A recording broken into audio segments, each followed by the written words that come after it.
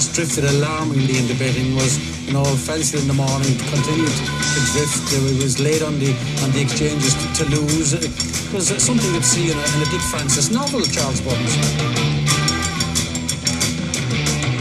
The ground is soft. It's heavy. It's soft on times. It's heavy. Okay. And a very warm welcome to the Barstewers Inquiry Sunday Sermon. My name's Lee Keys, assistant.bet.co.uk.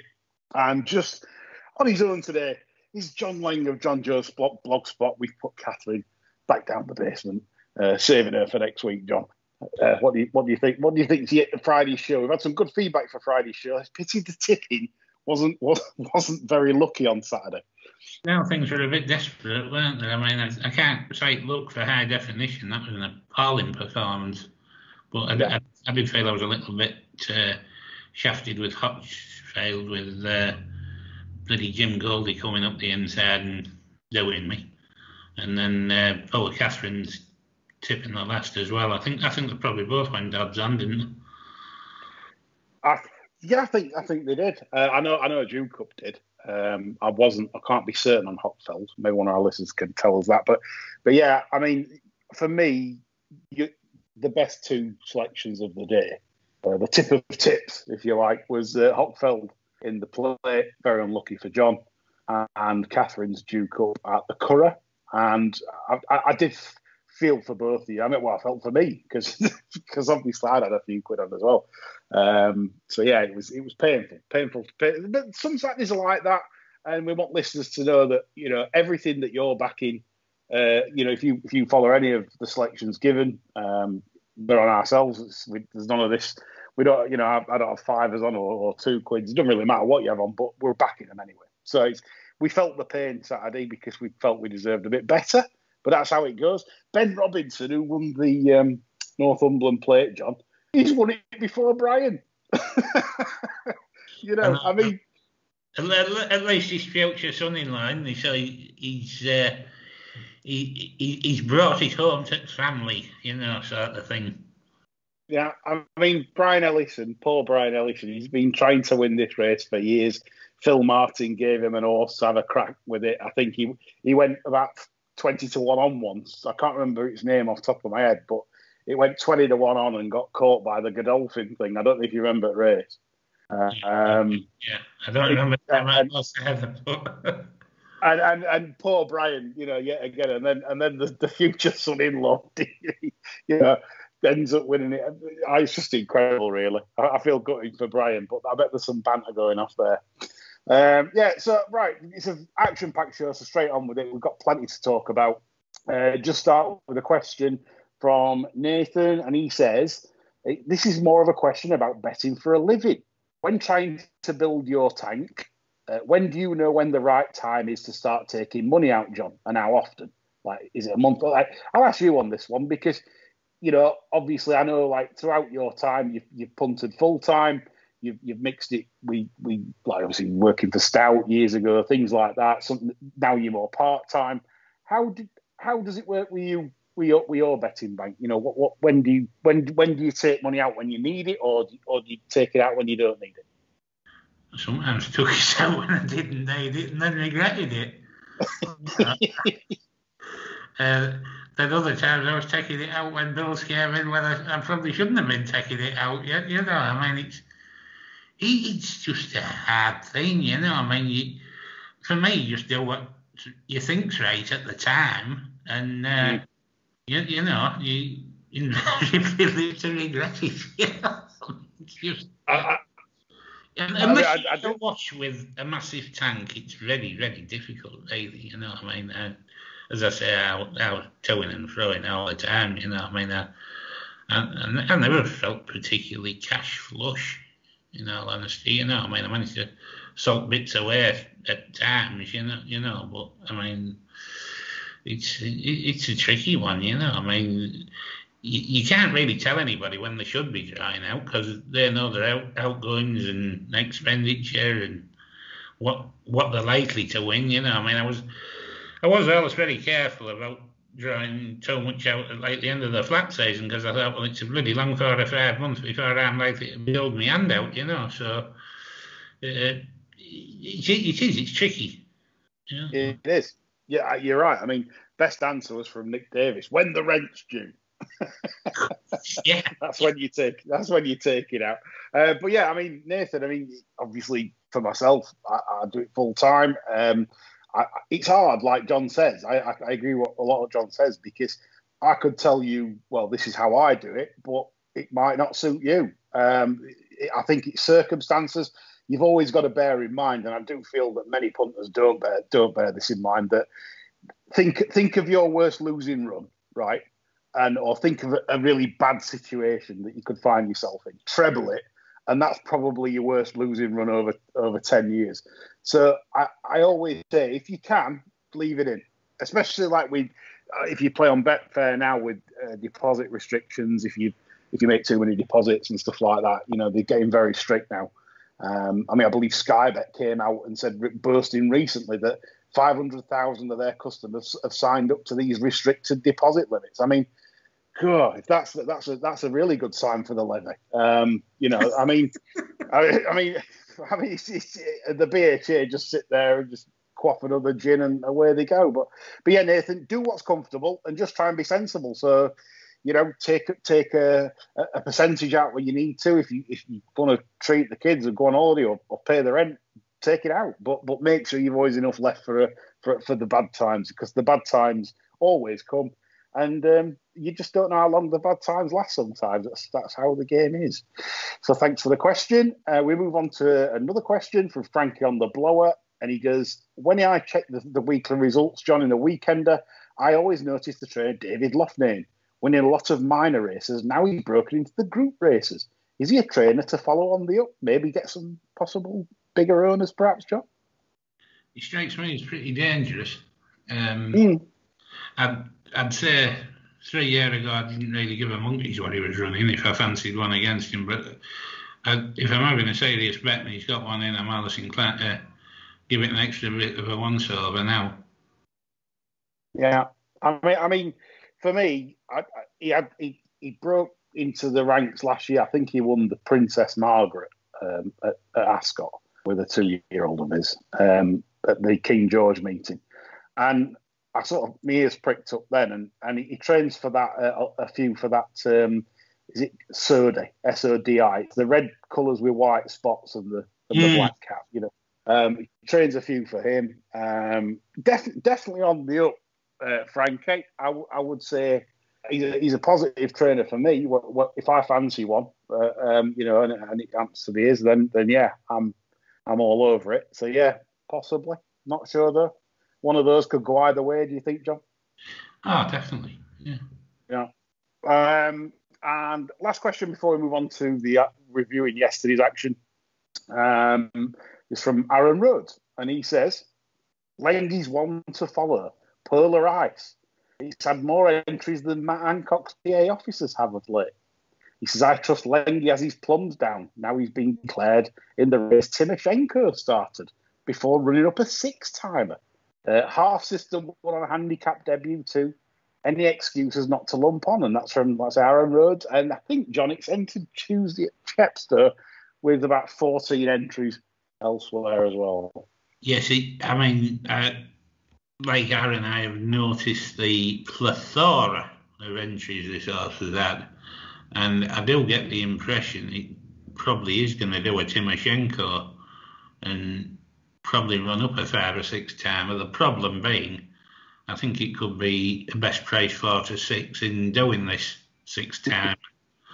I think by the time he's actually got this on the track, I think everybody's going to be champing at the bit to get walloped into it. So whether it'll present value at any stage of its career now, I have serious doubts. But I'll be having a look Monday night, seeing what the chalk is up, and if I am having a dig, I'll be putting it in the blog. Yeah, so there you go, Aaron. I mean, it's obviously a very expensive purchase, so obviously it's probably quite obvious. You've highlighted the points I'd be looking for, so you've done my job. Cheers. And obviously John liked it, and it's handicapping runs as well. So What sort of price we're looking at? We don't know. Right, yesterday's action, John. Obviously, the Irish Derby. High definition, probably be running around the field now with Mongol and Japan, I'd have thought now after that lamentable effort. It was terrible, wasn't it? I mean, never going at any stage. Moved like a crab, honest to God. I mean, you just couldn't take a plus from that, could you? You know, I mean, and unless he comes out and said it's got a fractured pelvis or something, I mean, Christ knows what you do. I mean, the blogger put up after the race, he said, what do you do with high definition after that? And I just said, contact a taxidermist. You know. Yeah. I'm just at a loss that it could have run that badly, to be honest. I mean, I could have accepted the winner beating it, but for me, it had to finish closer than it did at York. And to be getting such a thumping, you know, I mean, God, unbelievable, really. I mean, that sort of, I mean, I totally agree. And before we go on to review the race further, I mean, we've got a question from Nick the Nipper. And he said, basically, are we even witnessing a changing of the guard here? Is something afoot? Aidan O'Brien seems to have nothing barring love and the Oaks winner. You know, I mean, Appleby's holding now both Derby winners. You know, basically, I'd like to hear your thoughts, especially on if you think is this a changing of the guard or the tide? Is the tide turning? It's hard to say, really. I mean, John Magner has been a step ahead of the rest of racing since about 1971, you know, and my admiration for that man and the way he's changed the face of racing, breeding, you know, I mean, he's limitless, you know, I mean, I hold Magner in high regard and I hold Aidan O'Brien, I'll say that now.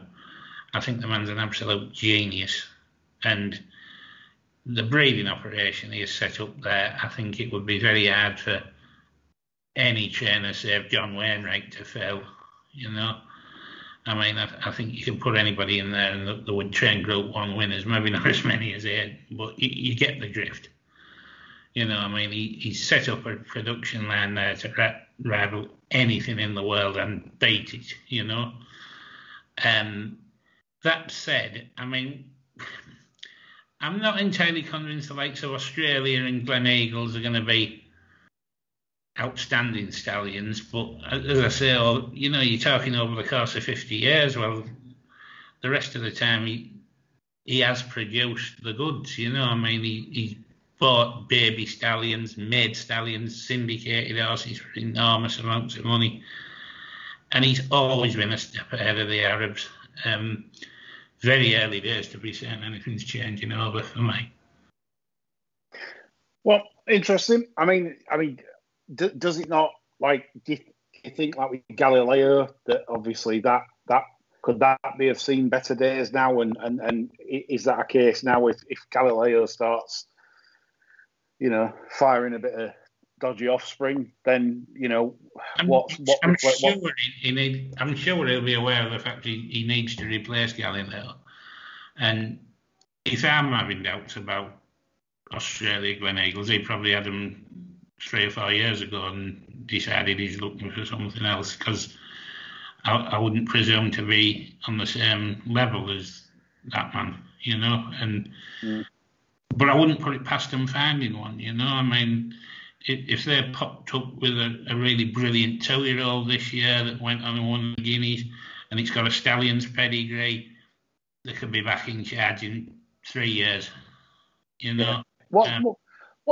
What's going off, do you think, recently with potentially with a lot of the big operations? Why are we seeing more fillies, you know, coming through that are better than the colts? I mean, this has been happening for a few years now, you know, where we sort of struggle. You know, we had is it just random? We had a spurt of like really good colts, Frankel, Kingman.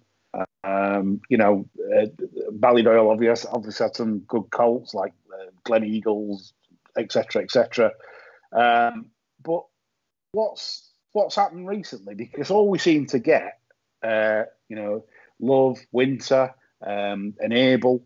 I think it's early to say that anything's changing permanently there. I mean, if you go back to like the early to mid 70s, you had horses like Alley France, Dahlia, Rose Bowl, Flying Water. They were lethal in the middle distance mile races, group races all over Europe. And the likes of Ivan Jake winning the Arc, Alley France, as I mentioned. They were always a big threat, and then you had a spell where you could more or less put a line through the filly. So I think it's hard to say any sex is getting particularly dominant or anything like that. I think it's just a little bit pot luck, really. Yeah, I mean, for now, I'm inclined to agree. I think it's probably just like the random factor. I think you could easily think, right, well, Aidan O'Brien's not having the best of seasons. He seems to be struggling. But for all we know, he could have took a different tack this year, where, for example, all his 2-year-olds, he's gone slower with possibly the better tackle. And probably his Royal Ascot division was probably quite weak. What we've seen so far from Ballydoyle's 2-year-old, not the best. So, that's what I mean. We could look foolish now by saying, well, there's not a lot there's not a lot at the moment. But then, come August, September, there might be a gluttony of 2,000 guineas and Derby favourites emerging. I mean, it's that kind of thing where we could look daft, really, saying it at this stage. So I reckon we'll check back at the end of the season, Nick, on that one. We don't like to sit on the fence, but that's where we're sitting. Back to the Irish Derby. Obviously, I read things that Frankie, great ride from Frankie, nearly stole it, etc. I think he went slightly too soon, if I'm honest. And I think Hurricane Lane had a rougher trip. But I didn't, again, John, you'll probably agree with me. I've come out with rating the winner 117. I don't know how you rated it. Yeah, well, I give it a pound more. I thought Mojo Star ran to 107 in our derby because, as I say, I was struggling to rate our derby any better than that. I've knocked £3 off Mojo Star because he did get messed about a bit. And with that in mind, Wordsworth's come out 107 as opposed to his official rating 106, and I've given the winner 118, and probably with the scope to improve over another 2 furlongs come the Ledger. So I think you can forget the Ledger as a betting medium, really, as I couldn't see many turning up to take that on with the potential to run to about 122, 123 in the Ledger. Yeah. I think that's very fair, John. I think I agree with you on that. Like I said, so we're very close on that one. That's the unanimous verdict. Again, we're looking for a star 3-year-old staying colt. I've got a feeling, and this is my feeling, that Manobo, I've mentioned it before, of Charlie Appleby's, that could be the one. That could be the absolute hidden gem. That's the one that beat Moho Star on debut at Newbury. And despite being a little bit green, and I just think that could be special. Be very interesting to see where he goes next with it, won't it? Yeah, because at Kempton he was still very raw, so clearly they're taking the time with these colts, like you said, they can go the wrong way, and and it can all go. You're dealing with like highly strung animals, so they might have to take the time with him. I don't know, but it's interesting that after the Newbury win, they knew they got something, and then they went to Kempton. So as if to say the lad needed more education, and it looked like it as well because he was still green. So yeah, it's interesting, but a lot of talent that one. So I'm excited to see Manobo. Which brings on to today, John, and we were a little bit unimpressed with Ryan Moore at the Curragh today on Santa Barbara. Yeah. I thought Ruby Walsh pointed out extremely well. He's proven to be a wonderful pundit, Ruby. I think he's on a par with McEnroe on the tennis and Mikey Holding on the cricket. and it's very early days in his punditry. So I mean, he really is on his way to becoming a linchpin of television coverage for me. Yeah.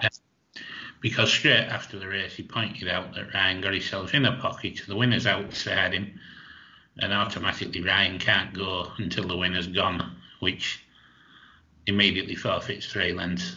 You know, Ryan seems to ride to a stencil, if you like, where he's looking for cover all the time, ideally on the rails. It works if there's plenty of pace on and you're on a track like Ascot that throws them wide and things tend to open up for you. I think that's why he's had quite a bit of success in the Far East as well, because a lot of those courses, you're turning in off a fairly sharp bend, and the slingshot ride, as they call it, seems to work superbly. But as you pointed out when we were talking, one that doesn't work is Sandown, where we have noticed Ryan seems to get himself in all kinds of trouble a lot of times, and he does seem to add to that same stencil when he's performing around there as well. I mean, he's a very, very capable horseman. I wouldn't dispute that for a minute. But for me, tactically, he needs to have a little look at things as regards certain tracks and how he's riding them. And on confidence as well, the way things are going. Yeah, I mean, I think if you swap the places, Santa Barbara, Thunder, and Knights in the run, and you get the different result. And I just think it's quite sad to see why he felt the need to sit Santa Barbara where he wanted her today, because you knew she was going to get the 10. I don't think there was any doubt she was getting the 10. And you know, I'd have been more proactive. He was handyish in the Guineas, and I didn't really understand the ride, to be honest. But there we go. I mean, you know, like she's a fanny to me. Yeah. And she didn't want to say too much daylight. He just wanted to pop her through and not give her a chance to think about it, and you know, use a turn of foot and get there, and that was it. You know, because I mean, the rider was using him. He was never going to win till length, was he? So. It would be in the back of my mind that he maybe doesn't have full confidence in the filly, because the likes of Piggott and that, you know, I mean, if they were riding somewhat like that, I mean, chances are they jumped out and made all on her, dropping back in. Well, I'm always disappointed when a supposedly decent 3-year-old filly gets beat by an older filly at this time of year, because as we know, the weight for age is favourable to the 3-year-olds, the £12 allowance. And if you don't beat them at this time of year, it's only going to get harder as your allowance gets less towards the autumn. So I was disappointed that Santa Barbara couldn't win today, but I think Ryan's left a bit on the track there, to be fair. And that brings us on to JCC's question, which he says regarding Ryan Moore. He says, if he gets the chop from Ballydoyle, John, where do you see his future? And what yard connections may suit his style best? It's difficult, this, isn't it? Because really, I mean, do you see him dropping down to a lesser level? I mean, I don't think his immediate future's in jeopardy there, to be honest, because I think sometimes you can tell they would start use maybe that Mendez Ball rides in France for him, maybe they've got half an eye on him, but it hasn't worked in the past when they've brought somebody over from mainland Europe. So I don't think they'll be over keen to do anything like that.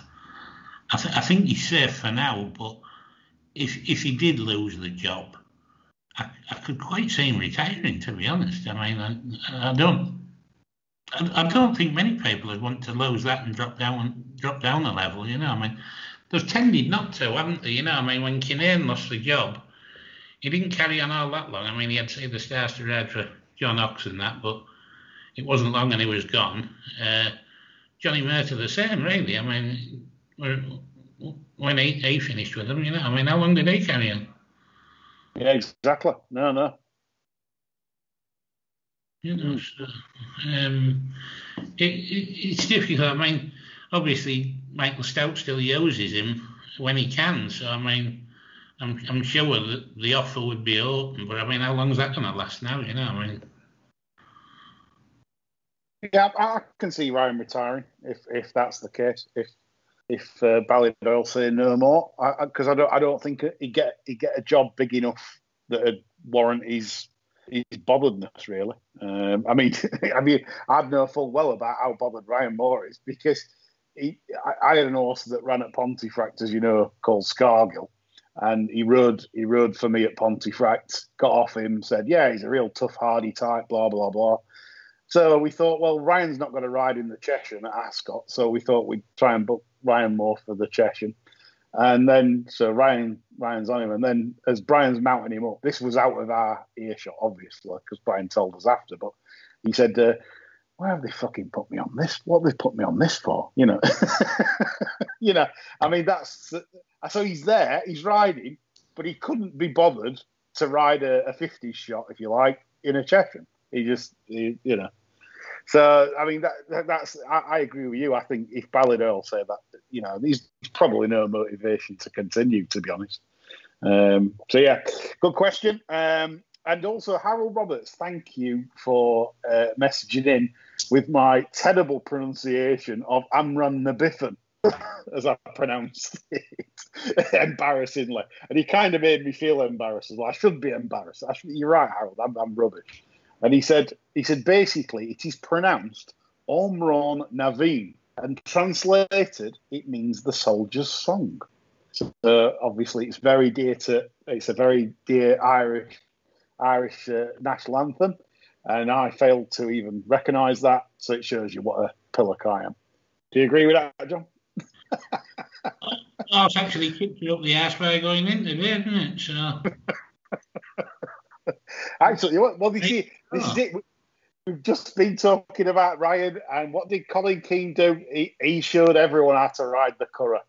When it's quick ground at the Curragh, you don't mess about. You don't play jockeys and get on with it. And they just keep, as Limp Bizkit once said, they keep rolling at the Curragh. So thank you for pointing that out, Harold. You learn something every day. So the soldier's song, the Irish national anthem that I called Amran Nabiffan. There we go. Right, on to the next part of the show. And this is where we're discussing a few topics. And the first one, we've gone from Ballydoyle, so let's go to Hollydoyle. And this is a subject that I thought I'd bring up, because this is not like, it hasn't been in the news or anything. Obviously, Hollie's fantastic. She's one of my favourite jockeys, John. In fact, she's probably the favourite, if you like. I just like what she's done. I like her attitude. I like her as a person. I think she's a great rider. But I was quite kind of shocked when I looked at some statistics, and she's had over 600 rides since the start of the year. That's 30 more than Luke Morris, Thrasher Morris, who rides anything he can, like Matt Hancock. And I mean, I just worry in terms of like fatigue. You'd never have seen Dettori do this, and I know Dettori when he was younger he'd be riding for a few, but I always think when you get to Hollie's level, and I think she's at a very good level. I think she's not. Let's cut to the chase here. She's not just behind O'Sheen, probably just behind the top lads, but very, very close, right? I'd be having a little. I wouldn't be turning up and riding 33s poked at Wolverhampton. Do you agree with that? Yeah, I think she maybe needs to be having a word with her agent and looking to be a bit more selective about her rides. And well, like yourself, I share the admiration for her to some degree. I do think she does still have plenty to learn, and I think there's certain physical constraints. She reminds me quite a bit of Michael Roberts, actually. Size-wise, she's...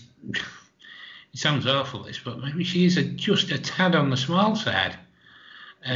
For really getting hold of these big, strong coats and settling them properly. I have seen that a couple of times where she's looked a bit rolling about like a pea on a drum sometimes, and it's tricky because, I mean, she's an exceptionally good rider. There's no getting away from that.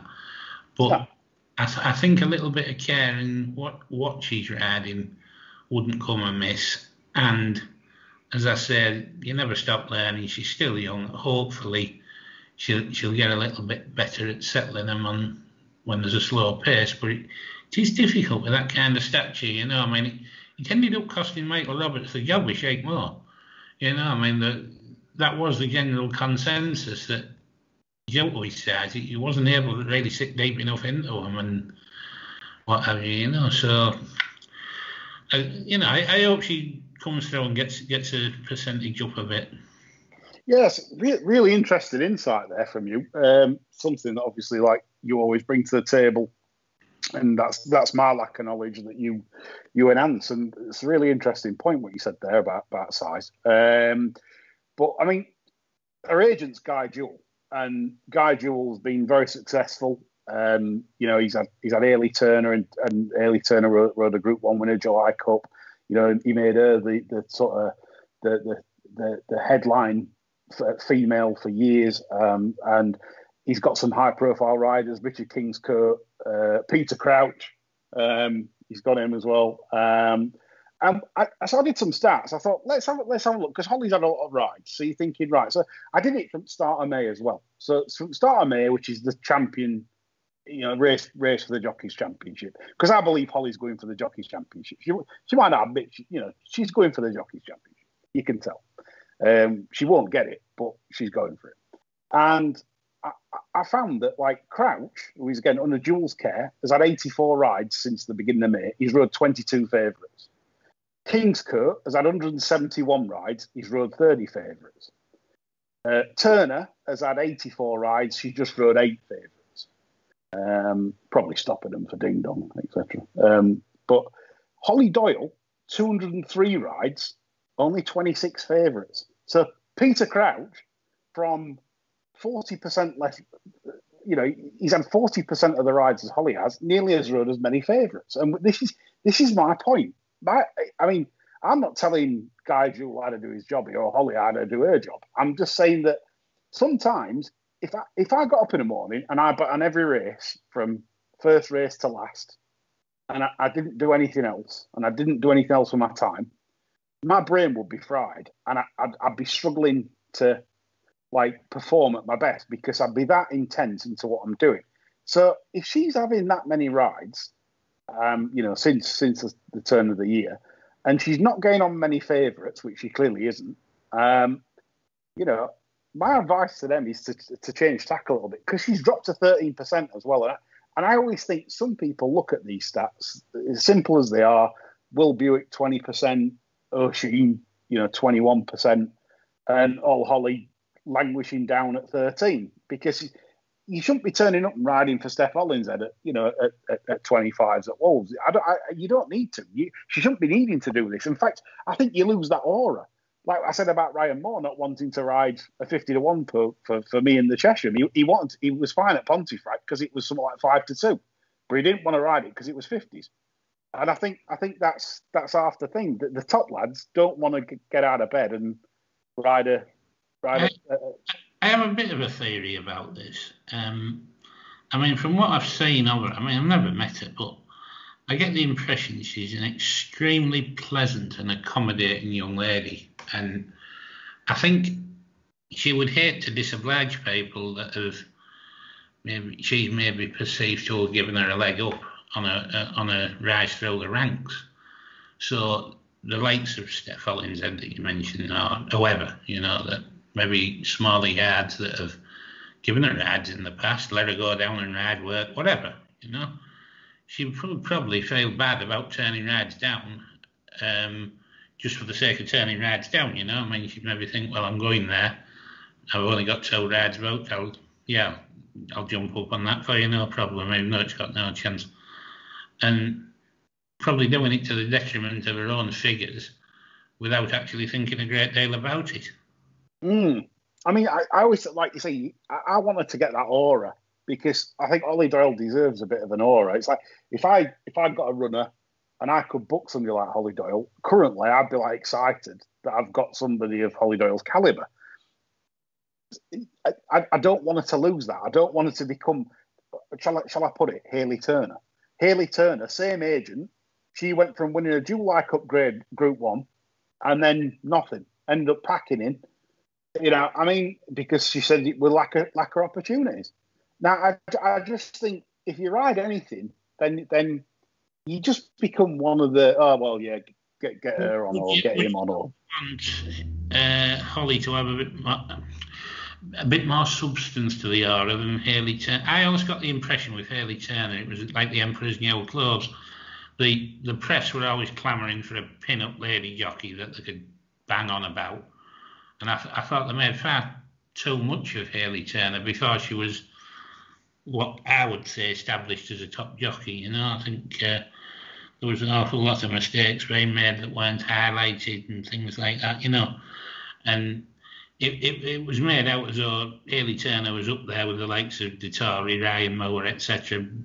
When, for my money, she was a long way short, whereas I think we've got the genuine article here with Hollie Doyle, but, I see the danger signs there, wanting to be this hype job with the same agent and everything, I think it's a potentially difficult time for the lass, Yeah, I mean, she's definitely not Shay's long basement material, she's a lovely lass, so I want to see her in your basement anytime. But I mean, as I said, I'm just concerned because I just think that she built this momentum, and I don't want to see it disappear.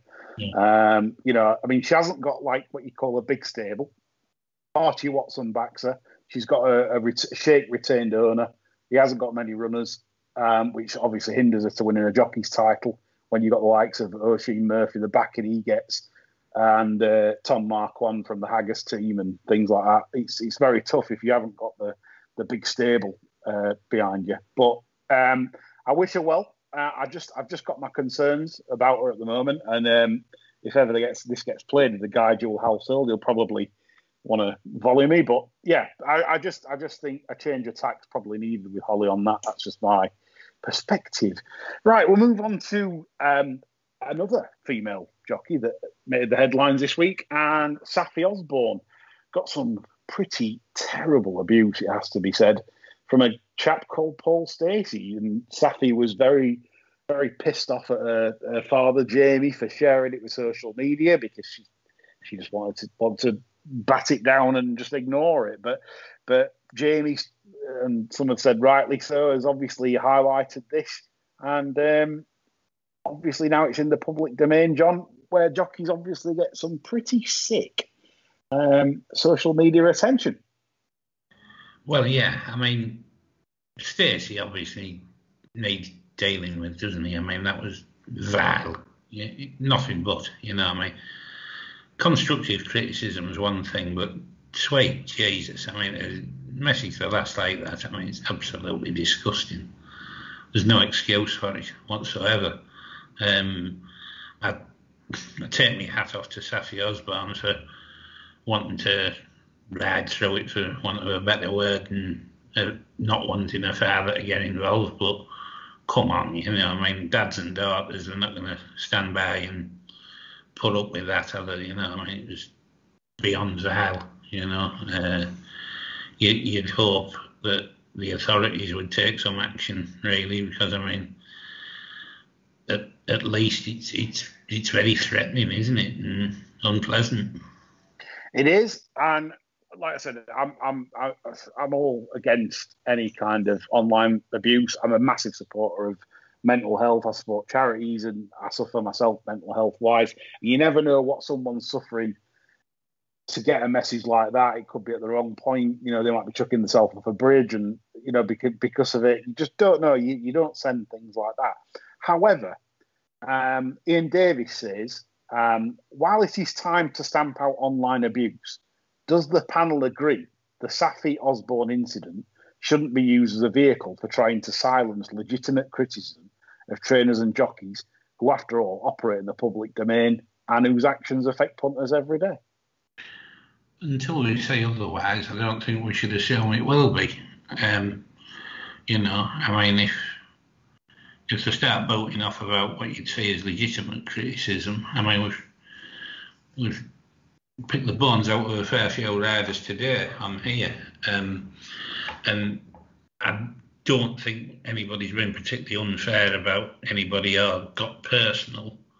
So I would expect that to be seen as legitimate criticism. If somebody was trying to stamp that out, I'd be quite concerned. But until we do say that, I think it's fair to assume that Jamie Osborne's campaign is going to concentrate mainly on personal abuse, threatening posts, that type of thing, you know.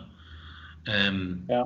You know, I mean, racing can be a bit sensitive towards any kind of criticism. I know that. Racing insiders can. That's why we've got a show, John. That's why we've got listeners. Well, this is true. You know, I mean, we do tend to go where rival podcasts fear to tread sometimes. You know, but I would like to think we don't get personal, and if we're not speaking constructively, we try and do things in a light-hearted manner. You know, I mean, we're not trying to tip anybody over the edge or anything like that. You know, so I mean, I think a watching brief for now with that. Yeah, I mean, Lord Marvo's sort of messaging as well. He'll be on the show next Sunday, unfortunately for you, and anybody that's listening as well. And he said basically he's not sure about private prosecutions on matters like this because he thinks, well, half of these kids that are doing this, let's be right, and we're talking about racial abuse as well, say like, you know, with footballers. Half of these kids will either be on drugs, intoxicated, with some mentally ill, just basically, just you can't help them. It's just, and they're potless. So what would be the point of a legal exercise on this? I think really it's up to the people that run these forums, platforms, whatever you like to call them, to just take these people out. You know, I mean, is Stacey still on Twitter? Yeah, you know, I don't know. I've never searched for him because obviously he's not going to post anything I'm going to want to read. So I would assume that Twitter have removed him.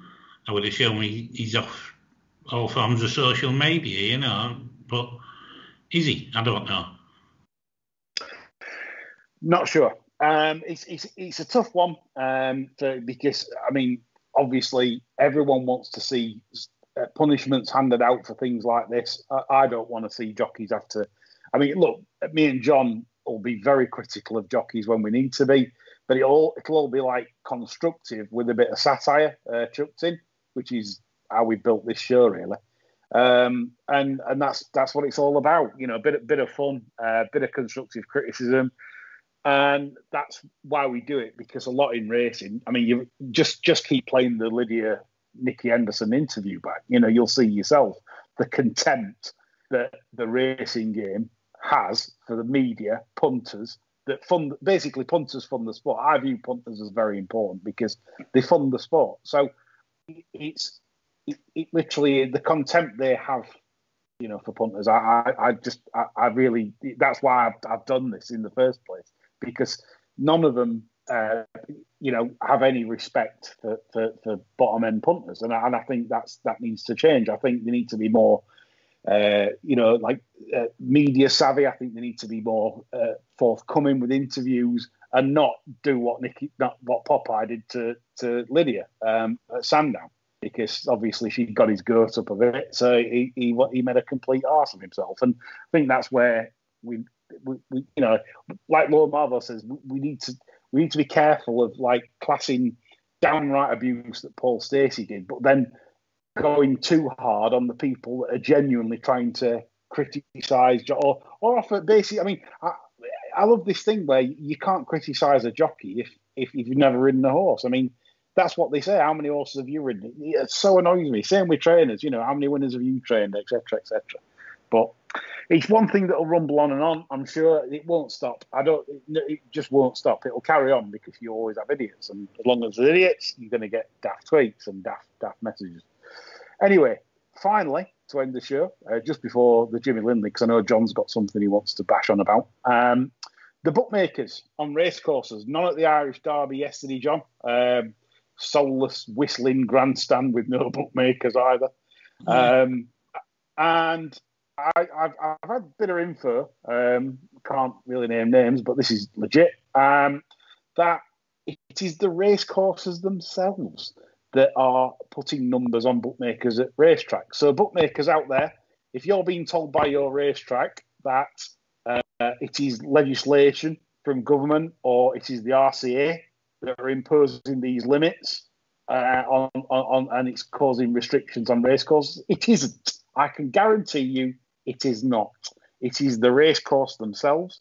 So if they are giving you answers that you can't stand, it is not coming from above, it's coming from the racecourses. And that's a Bar Stewards exclusive. John, what do you think for the future of racecourse bookmaking and what's going off at the moment with the racecourse bookmakers? They've been the ones hardest hit, haven't they? They've been off the track for 15 months, some of them, without a living. You could say a lot of these lads have had to buy bikes and ladders and buckets and find other ways to make a living. My heart goes out to them. It really does, I'm not being sarcastic there, I think because basically they've been facing up to something that they don't know how the hell long it's going to go on. I mean, obviously they're working for themselves. They've got absolutely zero chance of furlough money or whatever the hell you'd call it, So it's just all been awful. And you've no guarantees, even when they get back on track, how long that's going to be for, because the way the response to this pandemic's been buggered up left, right and centre, you wouldn't bet against another lockdown. So yeah, they're in a very precarious position, really. It'll be interesting to see how many do come back when they're allowed back, and how many start doing something else. You wouldn't know until it happens, would you? You could find there's lots that don't come back. Totally ridiculous situation that they find themselves in. I'm absolutely shocked at how this pandemic has been handled. Very bad at the BHA for not getting involved and getting more fighting for more punters. Wimbledon's full. Wembley's going to be at bigger crowds coming up. Everything's getting bigger crowds. Cricket's getting bigger crowds. Racing still just languishing back, and on a time where all the tracks need the money. Everyone needs the money. Bookmakers need the money. Everyone needs it. Disappointing to say the least. What's happening in the bookmaking world at the moment. But yes, bookmakers, as I say, get onto your race courses. It's them that make the decisions, not anyone else. Right, moving on finally, John. I've known Jimmy Lindley this week, but the lovely pair of hands column, you want to discuss one that's running tomorrow. Yeah, it's a bit unusual to put one forward for the Jimmy Lindley column that hasn't actually run yet. But this is one that I've had a bit of a do with all season, really. And it's Eltham Place of David Simcox. Well, this horse is going to end up where it will drop in somewhere when we can get a right bet on it. But chances are everybody will have spotted it and it'll be about 3s on. Because I first flagged this horse up when it was given a rating of 65 and was given a mediocre Spencer ride, first time in a handicap round Kempton. And then since then, it's been Haley Turner twice in small fields on the all-weather.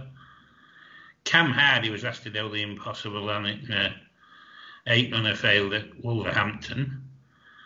Young Villiers took £5 off, had it running off 55, and again, just hopeless, steadied start, and this was round Chelmsford. And then repeat the dose with young Leyland riding it, held up in rear. Now, tomorrow, we found to get a decent sized field, but it's at front end favouring Windsor with 0 pace in offering. So, another frustrating outing looks likely. I can imagine it finishing 6th or 7th, running on nicely. poor Grace McIntyre's been charged with the job tomorrow. I just think Simcock must have took his brains out for a wash where this horse is concerned, because its relatives are, well, you know, I mean, if you go back looking at the family, it just should be so much better than this, but I don't think it's getting any chance to prove it, you know. I mean, it's cost 140,000 guineas this initially. Yeah, You know? it's a beautiful pedigree. They're certainly going to be breeding with her if she wins, because I mean, the mother was a Group 3 winner, family on the dam side, a group winners. Yeah. I mean, it's 4-year-old. It's never had a sniff of the front. No, I mean, technically, through no fault of its own. yeah. Oh no, I mean, guys, tomorrow this is Elton Palace, runs in the 5:30 at Windsor. John's tearing his hair out with it. Keeps having a look at it. No pace on. Grace McIntyre's in the saddle and trained by a trainer that's held up more than Dick Turpin. I mean, it's drawn one, so I mean, if you're not jumping out and going handy tomorrow, you're snookered, you're in a pocket, aren't you? So yeah. It's good night Vienna again tomorrow. So 12 to 1 short. Yeah. Yeah, so it's John's tearing his hair out with one on Jimmy Linley. We hope you enjoyed the show. We're back on Friday. Catherine's back on Friday, climbing Lang's step ladder to come up for the show on Friday. The straps. As we speak.